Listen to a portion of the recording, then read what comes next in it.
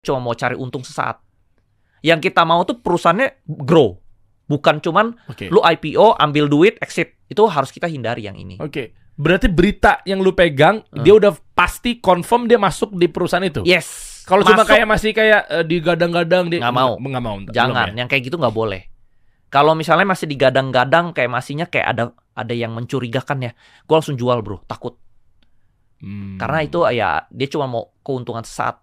Yang kita mau itu perusahaan untung, investor untung, kita sama-sama untung, jalan bersama-sama. Kalau misalnya cuman si pengusahanya untung, dia exit, investornya makan tulang, gue nggak mau. Kita mau sama-sama makan daging, nggak mau pengusahanya makan daging, investor makan tulang. Nah, di dunia ini banyaklah penipu. Di bisnis serial banyak penipunya, di bursa saham juga ada penipunya. Jadi kita harus hati-hati memang, betul. Agak praktis dan teknis sedikit bro. Yes. Berarti kalau sekarang misalnya gue mau bantu kawan-kawan semua, dengan kita tahu bahwa ekonomi melemah, nanti lu bisa kasih tahu insight juga ya bro, seputar market turun 6% kemarin. Ketika isunya kan katanya ya lu bisa bantu klarifikasi lah. Dan antara tuh kan mau dibawa ke sini.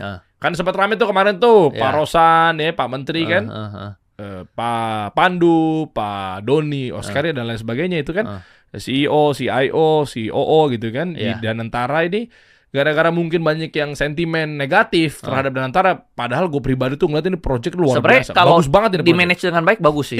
Bagus. Oke kok, cuma kan karena memang banyak yang gak yakin, yang gak suka. Akhirnya ikut ngegoreng.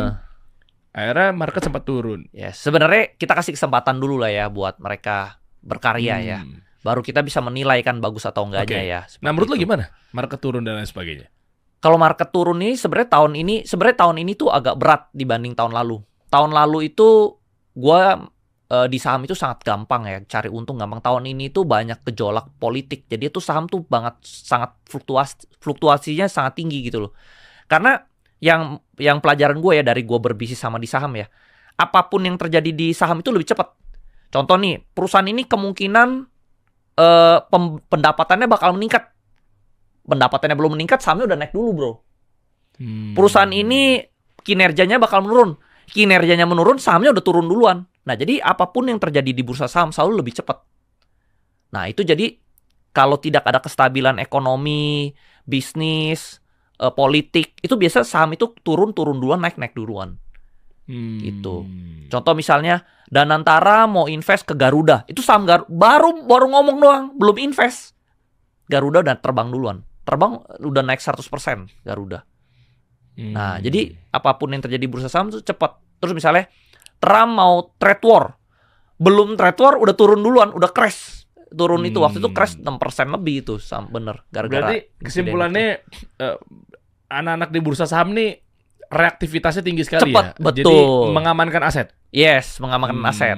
Contoh misalnya COVID, 4 orang kena di Indonesia, saham udah crash 25% semua emiten.